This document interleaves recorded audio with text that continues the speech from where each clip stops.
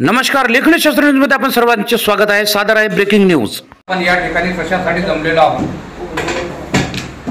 सर्वप्रथम सर्व इथे जमलेल्या पत्रकार बांधवांचे मी हार्दिक अभिनंदन करतो की आपल्या अमूल्य वेळेतून आपण वेळेत वेळ काढून या कार्यक्रमाला शोभा वाढवली आणि एकत्रित या संघटनेला मजबूत करण्यासाठी आपण जो हर्ष उल्हास दाखवला त्याबद्दल मी खरोखर तुमचा आभारी आहे। कारण आपण बघू शकता की कोणताही लढा प्रत्येक माणूस हा एकटा लढू शकत नाही, संघटनेशिवाय पर्याय नाही। परंतु संघटना भरपूर झालेल्या आहेत, परंतु आपण संघटित आहोत का हा प्रथम विषय आहे। संघटित हजारो आहेत, आज आपण संघटित आहोत का? आज रोजी आपण 25 ते 26 माणसं या ठिकाणी जमलो। आपल्यातून बाहेर निघाल्यानंतर उद्या परवा किंवा एखादं जर संकट आलं, त्याला कोणत्या परिस्थितीला सामोरं जावं लागलं आपल्या कार्यकर्त्याला किंवा आपल्या प्रतिनिधी बांधवाला, तर आपण त्यासाठी वेळ काढून जाऊ शकतो का हा महत्वाचा भाग आहे।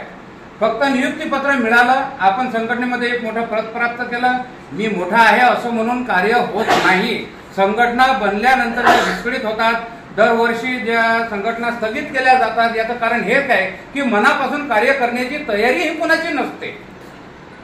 मनापासून तयारी असणं कामाचं आहे। आपण जर कोणाच्या सहकार्याला गेलो तर आपण तशी अपेक्षा ठेवू नका की आपलं त्याच्यात व्हायचं। आपण जर एखाद्या वेळी गेलो की यांच्या कार्यक्रम आपण गेलो, आपली शोभा यांनी वाढवायला पाहिजे, त्यांची काही परिस्थिती असेल ते पोहोचत नसतील तरी संघटनेत जेवढे माणसं आहे यांनी पोहोचण्याचा आणि त्याला पुरेपूर सहकार्य करण्याचा प्रयत्न केला पाहिजे, हे आपलं ध्येय पाहिजे।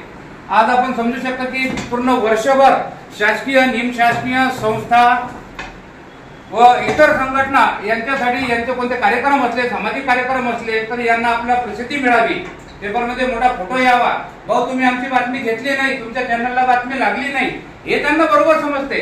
त्यांना प्रसिद्धी हवी असते, परंतु तुमच्याकडे त्यांचा पाहण्याचा दृष्टिकोन कसा आणि कल कसा आहे याची सुद्धा जाणीव तुम्हाला पाहिजे। तर जो प्रसिद्धी देईल, जो तुमची किंमत करेल त्यालाच प्रसिद्धी द्या, फोकाची प्रसिद्धी कोणाला देऊ नका।